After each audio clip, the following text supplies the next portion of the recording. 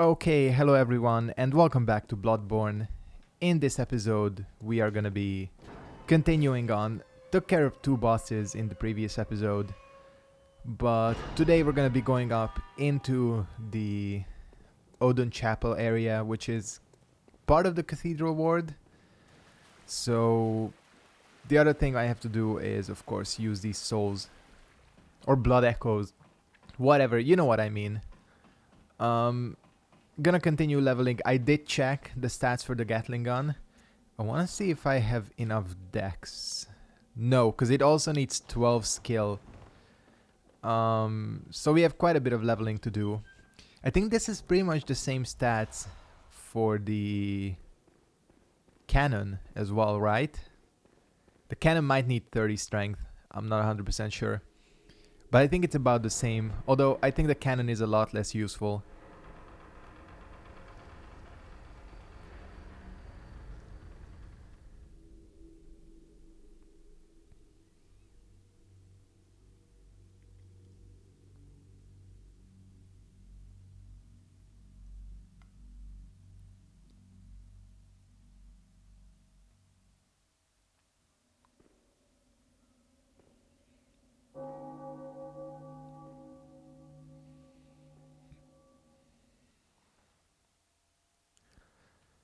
So that bell, of course, that you heard signifies the changing of time.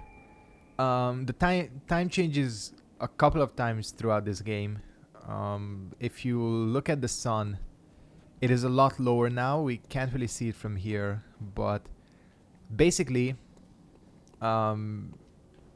we have the time where we start out, this time where the sun is setting, and then it's gonna go into full night time once we beat the boss. Oh, I forgot to talk to the NPC. It's interesting. This is the change I never really noticed. I did not notice until someone pointed out that there are actually two, I guess, time periods where the sun is still out. It's kind of a subtle change. Alright, doll. We are gonna channel these blood echoes. Can get 2 levels. You know what? Let's pump my skill up to 12. And then we can start focusing on the other stats, because I don't think I'm gonna need much more than 12. Yeah, Gurman is back. Now he's gonna say some more interesting things, I think. It will be a long hunt tonight. If the beasts loom large and threaten to crush your spirits, seek a holy chalice, as every hunter before you has. A holy chalice will reveal the tomb of the gods, where hunters partake in communion. So basically, lore-wise, the whole thing behind this is that Yarnum... Oh, do I not have a single gem imprint? Okay. The Yarnum is essentially built on top of an ancient city occupied by a race called the Thumerians, which is kind of like... It even sounds similar to Sumerian. But the deal with that is that all of the creepy shit in the game, like the cosmic beings, blood ministration, and all that, all stems from the Thumerians. But we'll find out more about them later. And the chalice dungeons are basically us accessing the tombs, where of course you can grind for items and bosses. There are bosses in there. I don't know. I've talked about this before. I've never found it to be too useful. Maybe I'll visit it a little bit, because I know some people wanted to see some Chalice Dungeon action. Again, I haven't decided yet. Which one leads to... Oh, is Odin Chapel still... Okay. I did not actually know that it was still connected to this tombstone. But yeah, again, like, I do like the atmosphere of the Chalice dungeons, especially some of the more unique ones that are not just kind of endless hallways. What I don't like that in them are the bosses, to be honest with you. A lot of the bosses are recycled from the main game, or even if their looks are not recycled, their movesets and things like that kind of are. And to be honest, I never really found myself to be starved of resources Very sorry. The incense must have masked your in this scent. game. Good, good. I've been waiting for one of your ilk. These hunts have everyone all locked up inside, waiting for it to end. It always does, always has, you know, since forever. But it won't end nicely, not this time. Even some folks hiding inside are going bad. The screams of women folk, the stench of blood, the snarls of beasts. None of them's too uncommon now. Yarnum's done for, tell ya. But if you spot anyone with their wits about 'em, tell 'em about this here Erden Chapel. They'll be safe here. The incense wards off the beasts. Spread the word. Tell 'em to come on over, if you wouldn't mind. So that's the other thing. You probably saw these incense pots outside of some of the other houses we visited. That's because it wards off the beasts. Now the thing is, normally I don't do this, but I am gonna go back and get that woman that was asking for help. There is another place you can send them to, which is Yusefka's clinic. Actually, is the event gonna trigger where the crow lady is gonna be fighting that NPC?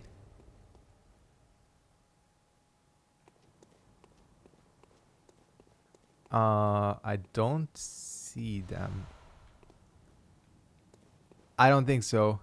I think there's something else you need to do before that event triggers.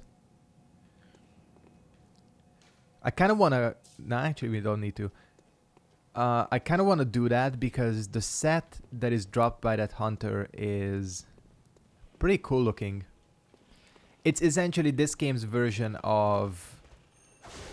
what's his name? The Xanthus set. And it's kind of has the yellow coloring. And it's not bad stat-wise if I remember correctly. So I kind of don't want to miss that event. Her questline, and I just remembered she's Eileen. Yeah. Eileen's questline is pretty interesting, except for the fucking ending. I've not talked about this before, but another kind of issue with this game is that FromSoft really went overboard with the NPC fights. I'm just trying to think of the quickest way to get to her. You know what? We might as well do this. Where is she? Oh, she's... yeah, I remember now. Got it. So we can go through here and we can take care of this pig. So FromSoft kind of, I think, went overboard with the NPC fights, whereas they were complete pushovers in Dark Souls 1 and 2. In this game, they made them insanely difficult. Basically, by having them not follow the same rules that you have to. Pretty much all of these NPCs have insane stats. They have infinite bullets. I think they do read your inputs. So it's just insane. And the one that you fight at the end of Eileen's questline is, I think, the most kind of obvious example of this. It's the one enemy I've no intention of ever beating in this game because he's insane. He can heal a shit ton of times. I think he can heal whenever he wants. He has a repeating pistol, which he can one-shot you with, no matter how high your HP is. I'm not sure if that's even possible. Like, even if I max out my blood tinge with a maxed out pistol, I could ever one-shot people. But whatever, that's completely different to what we're doing here, kind of derailing the conversation. But again, just want to let you know that the NPC fights are something I really hate in this game. I don't know why they chose to go that route. I think they must have heard people complaining that most of the NPCs are insane pushovers, but this isn't really the way to go about it, I think.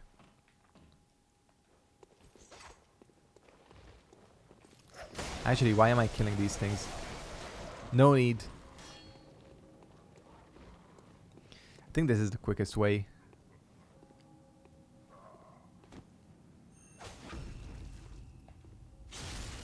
No, actually, you know what? There is a quicker way if I'd gone in there. Although, can you go up there? Yes, yes, you can. Whatever. I guess this is not the quickest way, but whatever. We might as well hit this quest line as well, because we picked up the red brooch, which I'm probably going to read the description of. I think that's there it is.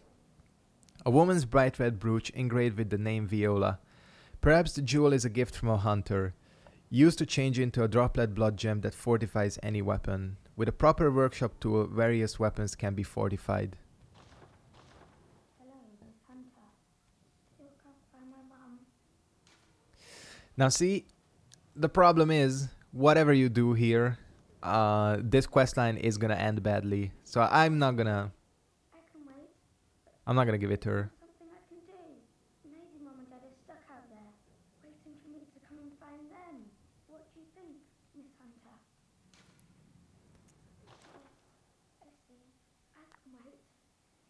I don't be afraid. I know. I do. The morning always comes. So this is one of those classic FromSoft quest lines where pretty much whatever you do, it's gonna end in a downer. If you tell her, well, if you show her the brooch, she ends up going outside herself. She gets killed by the pig in the sewer, even if you kill the pig, which is, well, whatever. Now, if you tell her to, well, if you answer the Odin Chapel thing for the question she just asked, same thing happens. And if you withhold information, she dies anyways, because after a certain event in the game, all of the NPCs in these houses die. So there is really no good end for her, which is kind of a downer. Not the first time FromSoft have done a quest like this. Alright, we're good. So she's gonna be moving to Odin Chapel, and there are a few things she does. Yeah, I'm just gonna go back in this direction. I do like that Bloodborne, you know, is similar to Dark Souls in the aspect that you can't just warp around.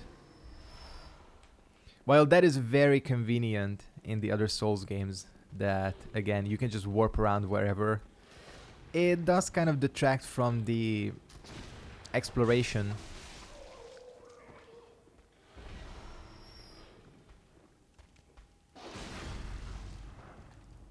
So like, I normally, if I could warp around, I wouldn't normally be fighting these guys. I wouldn't be getting these blood vials, the bloodstone shard. So, you know, forcing your player to actually traverse the world does have its own advantages. Plus, of course, the other thing that motivates me to just walk is the load times in this game, which is... Oh shit, yeah, this guy can kill you. Which are pretty terrible. I talked about this. Wow, that has a long parry window. Yeah, this is the enemy you gotta be really careful of, because he can wipe you out super quickly. With that chain attack he just did.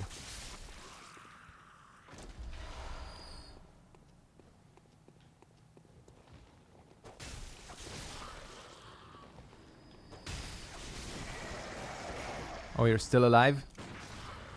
To be honest, it is fun shooting people with the gun. Normally my blood tinge tends to be so low that it's not even worth it. But again, it's fun to shoot shit in this game. And when we get the Gatling gun, then it's gonna be good. By the way, the thing we picked up in here, I didn't talk about, the Sword Hunter badge. That's the thing that allows us access... No, not the Sword Hunter badge. Is it called like the Yharnam Hunter's badge or something? Don't know if there is a way to check the badge. Saw Hunter badge. Yeah, that allows you access to the other starting weapons. So if you buy one, turns out you don't like it, you can just pick this up and switch your weapons. What I really want to do is switch sets, armor sets, I mean. We'll start having access to some of the other ones soon. Because this is like the most basic of armor sets in the game. Anyways, back to Cathedral Ward. I don't think the old woman is gonna be here yet. I'm pretty sure this game follows the same rules as all the other Souls games where you have to warp out or die for an event to proceed. Okay. We're 16 minutes in and I think it's time to make some actual progress. Just thinking of what order I should do this in. Oh yeah, there's an interesting message here as well. The Bergenworth spider hides all manner of rituals and keeps our lost master from us. A terrible shame. It makes my head shudder uncontrollably. So the Bergenworth spider, one of the important aspects of the lore, which we'll get to later. Right now we need to get to Cathedral Ward. And oh, she's already here? Wow. Maybe this game is different. How the hell did she outrace us?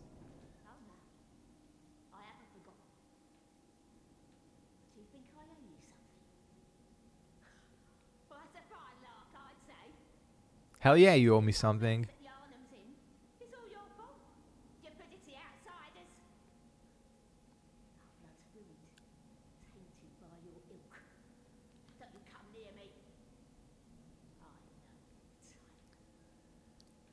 Damn. Soon she's gonna start shouting, "Make Yarnam great again." And talk about building a wall. I swear she's supposed to be here. Eileen.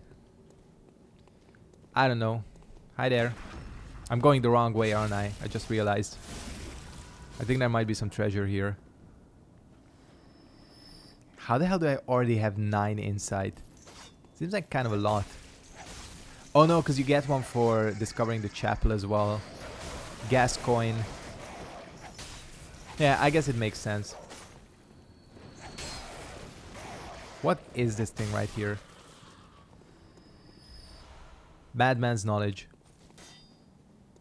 Madman's knowledge isn't like humanity in the other Souls games. Or Ember's status. Like, technically it doesn't give you any benefits, like more HP.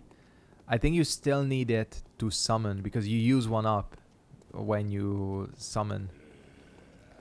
But other than that, on the actual gameplay, it doesn't have any effect. Other than the fact that when you collect enough, you'll basically start seeing the truth. I think it even says so in the description, right? Making contact with Eldritch Wisdom is a blessing, for even if it drives one mad, it allows one to serve a grander purpose for prosperity. I guess not. But, you know, I like the mechanic because things start to change when you collect insight. You know, very subtle things, but changes nonetheless. That's probably the worst way that could have gone. I don't know why I always have trouble stabbing enemies in this game. They always seem to notice me in the last moment. Damn, I was hoping he would drop blood vials. Got a nice view of Yarnam. Because one tactic which I haven't talked about in this game that you can do is heal after killing enemies. By that I mean that enemies usually drop, especially these early ones, usually drop blood vials. So if you want to kind of micromanage, you can heal and then pick up items to kind of keep your blood vial supply high.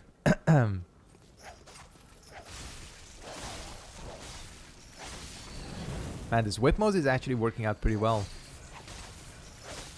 Doesn't recover a lot of HP though, does it?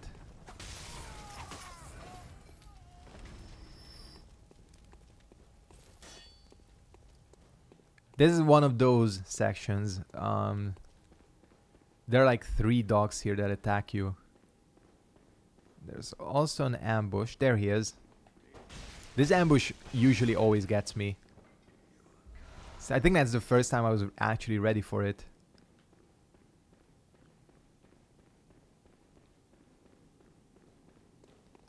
I'll talk to this NPC as well up here. I'm not sure if we'll actually ever need him. Yeah, this is the part. This is the first part where you'll really start hating the dogs of Bloodborne. Because these two can really screw you over. For some reason they chose not to attack at the same time, which I'm very happy about. Guess I got lucky here.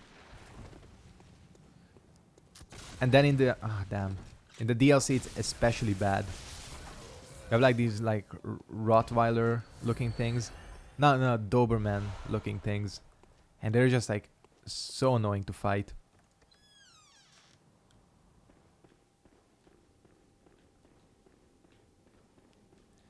Okay. Might as well hit the old Yarnum lamp so that we can just go to it later.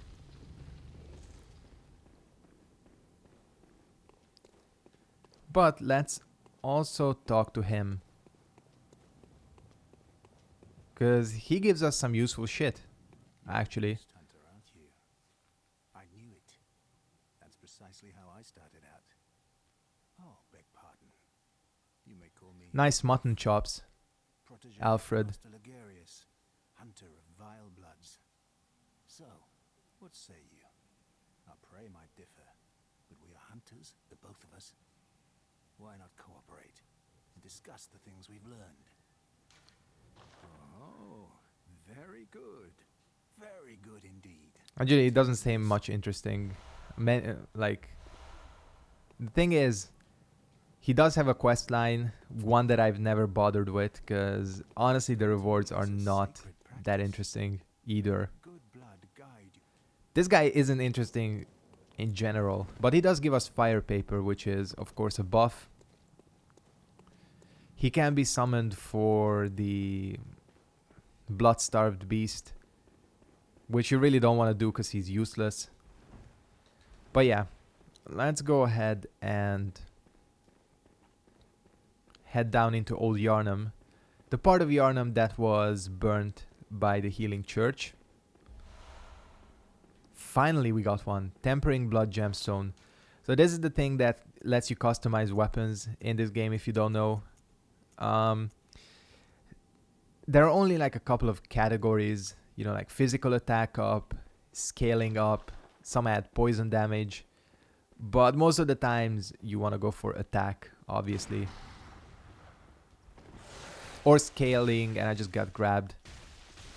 I still don't know if mashing the triggers in the other Souls games, other than Dark Souls 1, actually works. And I just got my ass killed. Wonderful. Usually it's these wolves, to be honest. They're some of the tougher enemies. I think I can just run this. Just like with all the other games, it is not difficult to run past shit in this game. Which I like, you know. If they made it too difficult, like, speedruns wouldn't be a thing. And speedruns are fun to watch.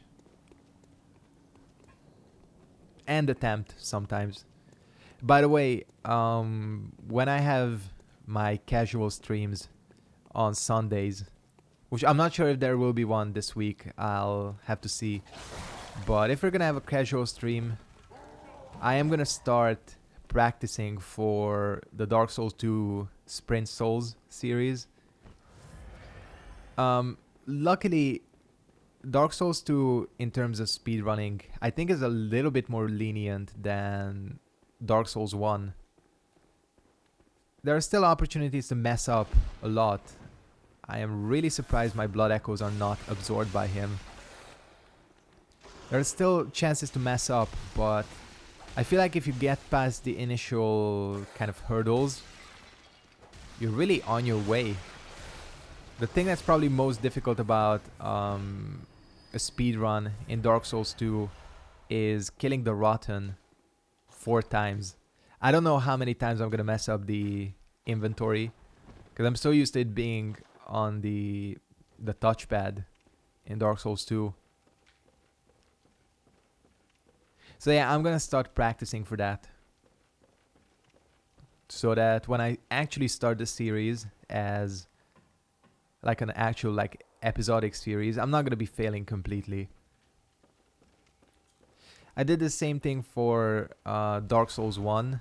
I just, of course, didn't stream it because I didn't stream back then. That's about all the use you're gonna get out of this torch. Unfortunately, there are not many places it's really that useful, or you need it desperately. But let's go ahead and enter Old Yarnum. This town is long abandoned. Hunters not wanted here. Still gonna have a look. Just a quick look. Old Yarnum. You there? Hunter! Didn't you see the warning? Turn back at once. Old Yarnum, burned and abandoned by men, is now home only to beasts. They are of no harm to those alone. Turn back, or the hunter will face the hunt. So essentially what this NPC, who is called Jura, is running is kind of like a beast sanctuary. He kind of has them locked away and he is defending them, interestingly.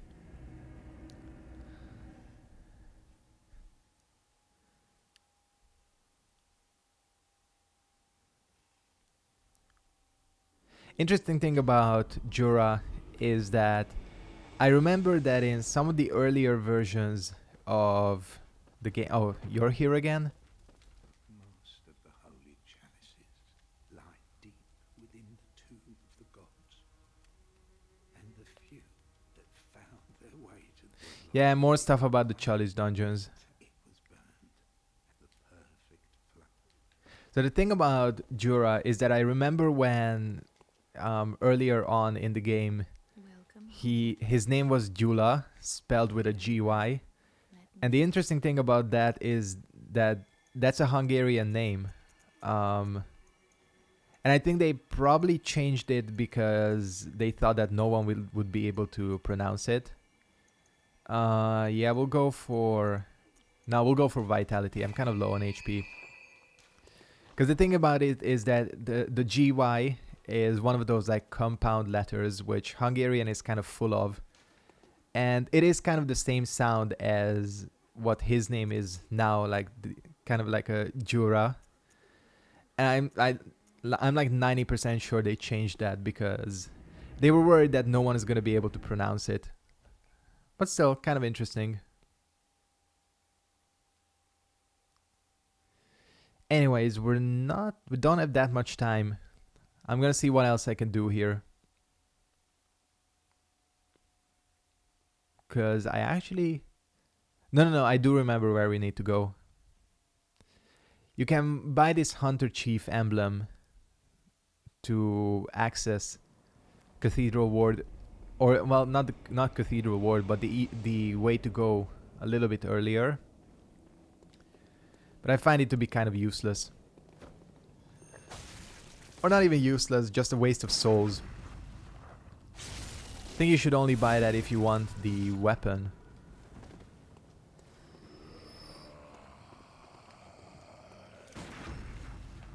Which is, I think, Ludwig's sword. I'm good at parrying in this game. Again, I'm pretty sure that you're... Oh, yeah, this. Now, this is the thing I want. The fucking top hat. One of my favorite pieces of equipment. The rest of the set itself is pretty cool as well. Now these weird looking motherfuckers that we're fighting here are essentially the agents of the healing church. And it is revealed later that they look this way because obviously the agents of the healing church also turn into beasts, but differently than the rest of Yarnum. This is kind of a common theme where yeah, it's better to close this behind us. We don't want to deal with that guy right now. Like different sections of the population turn into different type of beasts.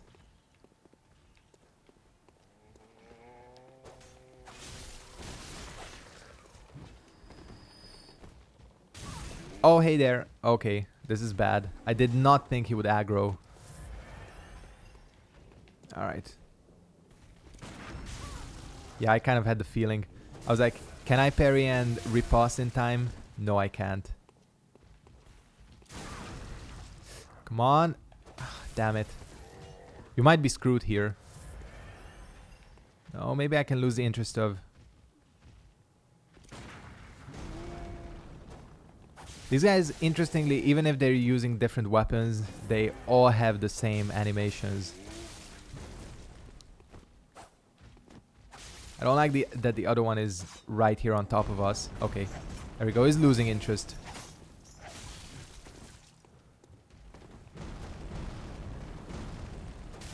I guess parrying was not the answer. Oh, you're not dead. Fuck. Good thing that didn't kill me. I'm gonna kill him and then we'll call it a day. Man, these guys are stupid. Oh, I'm stupid as well, I guess.